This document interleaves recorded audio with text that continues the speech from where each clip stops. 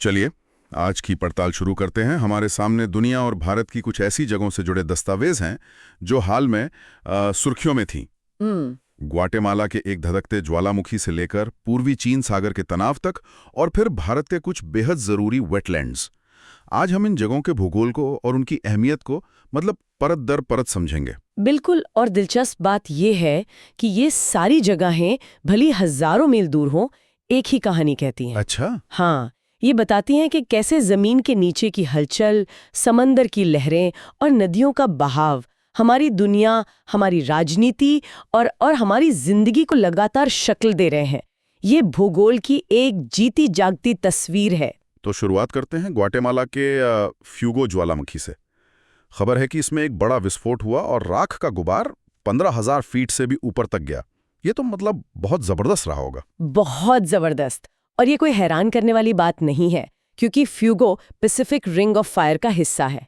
Ring of fire? हाँ, इसे आप ज्वालामुखियों का एक सुपर हाईवे समझ सकते हैं, जहां दुनिया के सबसे ज्यादा भूकंप और ज्वालामुखी विस्फोट होते हैं। यहाँ जमीन के नीचे कुछ बहुत बड़ा चल रहा है। क्या मतलब? जमीन के नीचे क्या चल रहा है? सोचिए, 2 गाड़ियां टकरा रही हैं और एक भारी ट्रक एक छोटी कार के नीचे घुसता जा रहा है। ठीक है। यहाँ भी ठीक वैसे ही हो रहा है। पृथ्वी की 2 विशाल प्लेटें हैं, कोकोस प्लेट और कैरिबियन प्लेट। भारी कोकोस प्लेट हल्की कैरिबियन प्लेट के नीचे लगातार धंस रही है।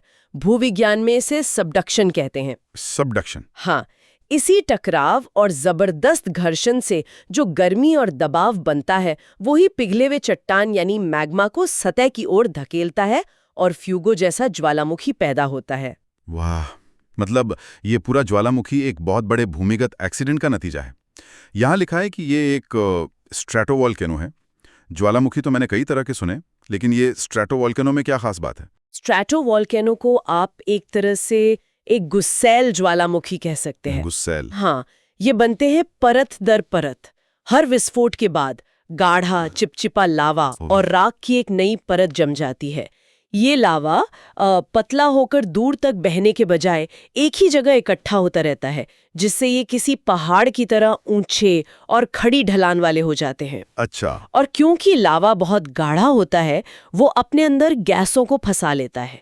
जैसे जैसे दबाव बढ़ता है, ये एक शैंपेन की बोतल की तरह जोरदार धमाके के साथ फटता है। वाह! ये तो प्रकृति के साथ एक अजीब सौदा है। जिस ज्वालामुखी की राख आपकी जमीन को सोना बनाती है, वही एक दिन सबको छीन भी सकता है। बिल्कुल। वहाँ के लोगों को तो इस सच्चाई के साथ हर रोज जीना पड़ता होगा। बिल्कुल, यही इन ज्वालामुखियों का दोहरा चरित्र है। राख से बनी मिट्टी खेती के लिए दुनिया की सबसे उपजाऊ मिट्टियों में से है, लेकिन ये उपजाऊ जमीन एक बहुत बड़े खतरे की कीमत पर मिलती है। जमीन के नीचे की इस आग से अब समंदर के तनाव पर आते हैं। पूर्वी चीन सागर में चीन और जापान के बीच तनातनी बढ़ गई है। खबर है कि चीन के कोस्ट गार्ड जहाज जापान के कंट्रोल वाले द्वीपों के पास गश्त कर रहे हैं। हाँ, और यहाँ भी विवाद की जड़ भूगोल में ही छिपी है। पूर्वी चीन सागर प्रशांत महासागर का ही एक हिस्सा है, जो चीन, जापान और ताइवान के बीच घिरा हुआ है। इसकी सबसे बड़ी खासियत है इसका महाद्वीपीय शेल्फ। ये समंदर बहुत ज्यादा गहरा नहीं है, ये महाद्वीप का ही एक उथला डूबा हुआ हिस्सा है, और यही उथला हिस्सा इसे सोने की खान बनाता है। सोने की खान कैसे? क्योंकि ये इलाका मछली पकड़ने के लिए दुनिया के सबसे बेहतरीन क्षेत्रों में से है, और इससे भी बड़ी बात यह है कि माना जाता है कि इसकी सतह के नीचे प्राकृतिक गैस और तेल के विशाल भंडार छिपे हैं। अच्छा। और जहां संसाधन होते हैं, वहां विवाद होता है। और ये विवाद सेनकाकू द्वीपों को लेकर हैं, जिन्हें चीन में दियोयू द्वीप कहते हैं। हाँ, ये इतने अहम क्यों हैं? देखिए, ये द्वीप अपने आप में शायद उतने अहम न हो। ये कुछ चट्टानी वीरान से द्वीप है। हाँ। लेकिन समुंदर के कानून में ये बहुत बड़ी अहमियत रखते हैं। अंतर्राष्ट्रीय कानून, जिसे यूएन क्लॉज कहते हैं, उसके मुताबिक किसी भी देश को अपने तट से 200 नॉटिकल मील तक के समुद्री इलाके में आर्थिक गतिविधियों का विशेष अधिकार मिलता है। एक्सक्लूसिव इकोनॉमिक जोन या ईईजी। बिल्कुल, उसे ईजी कहते हैं। अब अगर इन छोटे द्वीपों पर आपका कब्जा है, तो आप वहां से 200 मील का एक विशाल समुद्री इलाका अपना बता सकते हैं। एक मिनट, लेकिन ये यूएन क्लॉज तो एक अंतर्राष्ट्रीय कानून है, तो इसे लेकर इतनी अलग अलग व्याख्याएं क्यों हैं? क्या इसे लागू करवाने का कोई तरीका नहीं है? यही तो असल मुद्दा है। कानून तो है, लेकिन चीन और जापान दोनों इसकी अपनी अपनी तरह से व्याख्या करते हैं। समस्या ये है कि दोनों देशों के बीच की दूरी 400 नॉटिकल मील से कम है, तो दोनों के EEZ एक दूसरे से टकराते हैं। अच्छा, ओवरलैप होता है। हाँ, दोनों देश कहते हैं कि महाद्वीपीय शेल्फ उनके हिस्से में आता है, तो ये द्वीप उस दावे को मजबूत करने का एक जरिया बन जाते हैं। समझ गया। तो ये सेंकाकू द्वीप महज एक प्रतीक है। असली लड़ाई तो उस पूरे समुद्री इलाके के तेल, गैस और मछली पर कब्जा करने की है। ये तो सीधे सीधे आर्थिक वर्चस्व की लड़ाई हुई। बिल्कुल सही। ये जमीन के एक टुकड़े का नहीं, बल्कि अरबों डॉलर के समुद्री संसाधनों और उस क्षेत्र में दबदबे का संघर्ष है। तो पूर्वी चीन सागर में ये विवाद समंदर के नीचे छिपे संसाधनों को लेकर है। चलिए अब ऐसे देश की ओर चलते हैं जहां संसाधन जमीन के ऊपर और नीचे दोनों जगह है, लेकिन एक नई चुनौती क्लाइमेट चेंज से आ रही है। हम बात कर रहे हैं कनाडा की, जो भारत के साथ व्यापार समझौते को लेकर चर्चा में है। कनाडा को हम अक्सर सिर्फ उसकी खूबसूरती और बर्फ के लिए जानते हैं, लेकिन उसका भूगोल उसे एक बहुत बड़ा खिलाड़ी बनाता है। इसका एक बड़ा हिस्सा कैनेडियन शील्ड कहलाता है, जो पृथ्वी के कुछ सबसे पुरानी चट्टानों से बना है। ये इलाका खनिजों का खजाना है। सोना, हीरा, तांबा, निकल सब कुछ यहाँ मिलता है, जो कनाडा की अर्थव्यवस्था की रीढ़ है। और इसके अलावा पश्चिम में विशाल रॉकी पर्वत है, तो उत्तर में आर्कटिक टुंड्रा का बर्फीला रेगिस्तान, और यहीं एक बड़ी चिंता छिपी है, परमाफ्रॉस्ट का पिघलना। परमाफ्रॉस्ट मतलब वो जमीन जो हजारों सालों से बर्फ की तरह जमी हुई है। ग्लोबल वार्मिंग की वजह से अब ये पिघल रही है। इसके पिघलने से क्या खतरा है? बहुत बड़ा खतरा। और ये सिर्फ कनाडा की समस्या नहीं है। जब ये परमाफ्रॉस्ट पिघलता है तो इसमें हजारों सालों से दबी मीथेन गैस हवा में फैलती है, जो कार्बन डाइऑक्साइड से भी कहीं ज्यादा खतरनाक ग्रीन हाउस गैस है। ओहो। मतलब आर्कटिक में जो हो रहा है उसका असर दिल्ली और मुंबई के मौसम पर भी पड़ेगा। ये एक ग्लोबल टाइम बॉम्ब की तरह है। कनाडा को हम अक्सर एक शांत और खूबसूरत देश के तौर पर देखते हैं, लेकिन इसकी लोकेशन इसे भूराजनीति के खेल में एक अहम खिलाड़ी बनाती है ना? निश्चित रूप से। एक तो वो नेटो का एक प्रमुख सदस्य है। सही बात है। और दूसरा, आर्कटिक की भू राजनीति में उसका रोल बहुत बड़ा है। जैसे जैसे आर्कटिक की बर्फ पिघल रही है, वहां न सिर्फ तेल और गैस के भंडार खुल रहे हैं, बल्कि नए समुद्री रास्ते भी खुल रहे हैं। अच्छा। इन नए रास्तों और संसाधनों पर कब्जे के लिए रूस, अमेरिका और कनाडा के बीच एक नई ग्रेट गेम शुरू हो गई है। कनाडा की भौगोलिक स्थिति उसे इस खेल के केंद्र में रखती है। दुनिया भर की इन हलचलों से हटकर अब जरा अपने देश पर नजर डालते हैं। यहां भी भूगोल और पर्यावरण को लेकर कुछ बहुत अहम डेवलपमेंट्स हुई हैं, खासकर उत्तर प्रदेश में। एटा जिले के पटना पक्षी अभयारण्य को एक नया रामसर स्थल घोषित किया गया है। और ये एक बहुत ही शानदार खबर है।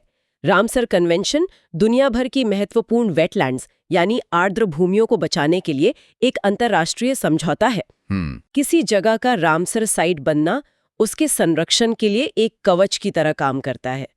पटना पक्षी अभयारण्य गंगा के मैदानों में एक छोटी लेकिन बेहद कीमती जगह है, जहां एक झील है जो साल भर पानी से भरी रहती है। यहाँ एक जिक्र है सेंट्रल एशियन फ्लाईवे का। ये सुनने में किसी हवाई जहाज के रास्ते जैसा लगता है। क्या पक्षियों का भी अपना कोई हाईवे होता है? हाँ, बिल्कुल। आप इसे पक्षियों का इंटरनेशनल हाईवे ही समझ लीजिए। अच्छा। सेंट्रल एशियन फ्लाईवे एक बहुत बड़ा हवाई रास्ता है जो साइबेरिया से लेकर भारतीय उपमहाद्वीप तक फैला है। हर साल सर्दियों में जब उत्तर में सब कुछ जम जाता है, तो लाखों पक्षी इस रास्ते से दक्षिण की ओर आते हैं। पटना पक्षी अभयारण्य इसी हाईवे पर एक जरूरी मोटेल या ढाबे की तरह है, जहां ये प्रवासी पक्षी रुककर आराम करते हैं, खाते पीते हैं और फिर आगे का सफर तय करते हैं। मतलब ये सिर्फ एक झील नहीं बल्कि एक अंतर्राष्ट्रीय ट्रैवल स्टॉप है। बिल्कुल। और ये सिर्फ पक्षियों के लिए नहीं, हमारे लिए भी जरूरी है। ये झील एक स्पंज की तरह काम करती है, जो मॉनसून के अतिरिक्त पानी को सोखकर बाढ़ से बचाती है और धीरे धीरे उस पानी को जमीन में छोड़ के हमारे भूजल को रिचार्ज करती है। चलिए उत्तर प्रदेश से अब गुजरात चलते हैं। कच्छ जिले में चारीधांड वेटलैंड को भी एक नया रामसर स्थल बनाया गया है।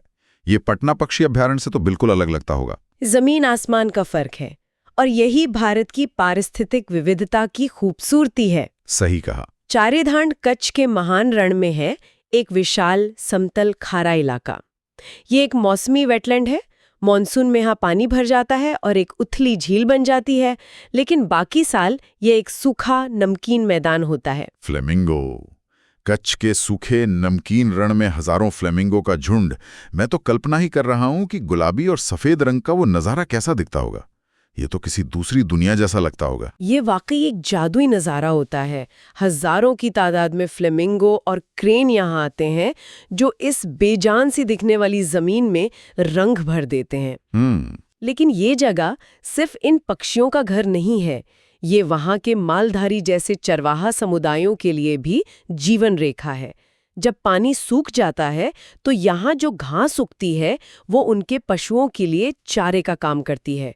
तो ये वेटलैंड वहाँ की संस्कृति और आजीविका से भी गहराई से जुड़ा है। मैदानों और रेगिस्तानों से अब पहाड़ों का रुख करते हैं। उत्तराखंड की टिहरी झील हाल ही में एक पैराग्लाइडिंग दुर्घटना की वजह से चर्चा में थी। ये कोई प्राकृतिक झील नहीं है, सही कहा ना? नहीं, ये पूरी तरह से इंसान की बनाई हुई है। ये टिहरी बांध का जलाशय है, जिसे भागीरथी नदी को रोक कर बनाया गया है। भारत का सबसे ऊंचा बांध? हाँ बिल्कुल, और यहाँ से बहुत बड़ी मात्रा में बिजली पैदा होती है। पिछले कुछ सालों में ये एडवेंचर स्पोर्ट्स का भी एक बड़ा केंद्र बन गया है। लेकिन इतनी ऊंचाई पर इतना बड़ा ढांचा बनाने को लेकर हमेशा से कुछ चिंताएं रही हैं। ये एक युवा और भूवैज्ञानिक रूप से बहुत अस्थिर पहाड़ है। ये पूरा इलाका टेक्टोनिक रूप से बहुत एक्टिव है, मतलब यहाँ की जमीन स्थिर नहीं है। ऐसे में यहाँ इतना बड़ा और भारी बांध बनाना हमेशा से एक बहुत बड़ा इंजीनियरिंग जुआ माना गया है। एक बड़े भूकंप की स्थिति में क्या होगा, ये सवाल हमेशा बना रहता है। मतलब विकास और जोखिम यहाँ साथ साथ चलते हैं। बिल्कुल, और सिर्फ भूकंप ही नहीं बल्कि जलाशय प्रेरित जोखिम भी होते हैं। झील के पानी के भारी दबाव से आसपास की पहाड़ियों में भूस्खलन का खतरा बढ़ जाता है।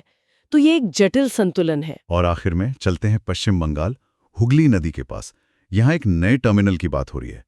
यहाँ एक बड़ी दिलचस्प बात लिखी है कि हुगली गंगा की सहायक नदी नहीं बल्कि वितरिका है। इन दोनों में क्या फर्क है? ये एक बहुत जरूरी भौगोलिक फर्क है। इसे ऐसे समझिए कि नदियां सड़कों के नेटवर्क की तरह हैं। सहायक नदी या ट्रिब्यूटरी एक छोटी सड़क की तरह है जो एक बड़े हाईवे में आके मिल जाती है, जैसे यमुना दिल्ली में गंगा से मिलती है। ठीक है। लेकिन वितरिका या डिस्ट्रीब्यूटरी वो सड़क है जो मेन हाईवे से निकलकर एक अलग रास्ते पर चली जाती है। अच्छा। हुगली भी यही करती है। ये फरक्का बैराज पर गंगा के मेन हाईवे से अलग हो जाती है, जबकि गंगा की मुख्य धारा पद्मा नाम से बांग्लादेश चली जाती है। अच्छा, तो ये गंगा से निकली एक अलग नदी है। हाँ। और इसका आर्थिक महत्व तो बहुत ज्यादा होगा। बहुत ज्यादा। ये कोलकाता बंदरगाह की जीवन रेखा है। इसी नदी के जरिए जहाज समंदर से कोलकाता तक पहुंचते हैं। ये राष्ट्रीय जलमार्ग 1 का भी हिस्सा है जो इलाहाबाद से हल्दिया तक जाता है। ये पूरे पूर्वी भारत के व्यापार का एक अहम जरिया है। लेकिन चुनौतियां भी कम नहीं होंगी। सबसे बड़ी चुनौती है गाद जमने की, जिसे सिल्टेशन कहते हैं। नदी अपने साथ पहाड़ों से भारी मात्रा में मिट्टी और गाद लेकर आती है, जो धीरे धीरे नदी के तल में जम जाती है। इससे नदी उथली हो जाती है और बड़े जहाजों का आना जाना मुश्किल हो जाता है। और प्रदूषण भी होगा। हाँ, प्रदूषण और मानसून में आने वाली बाढ़ भी बड़ी समस्याएं हैं। तो ग्वाटेमाला के ज्वालामुखी से लेकर बंगाल की नदी तक इन सारी जगहों को एक साथ देखने पर क्या बड़ी तस्वीर उभरती है। ये सब हमें क्या सिखाता है? आज की पड़ताल से एक बात साफ होती है, चाहे वो जमीन के नीचे की टेक्टोनिक प्लेट्स हों, देशों के बीच की समुद्री सीमाएं हों या नदियों का बहाव, भूगोल को स्कूल की किताब में पढ़ा जाने वाला स्थिर विषय नहीं है। ये एक जीती जागती गतिशील शक्ति है जो लगातार इंसानी जिंदगी, अर्थव्यवस्था और राजनीति को आकार देती है।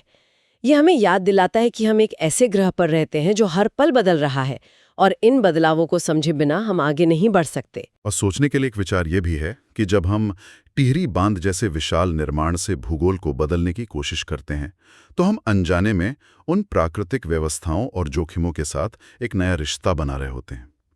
सवाल ये है कि क्या हम इस नए रिश्ते की शर्तों को पूरी तरह समझते हैं, जिन पर हमारी तरक्की और सुरक्षा दोनों टिकी हैं?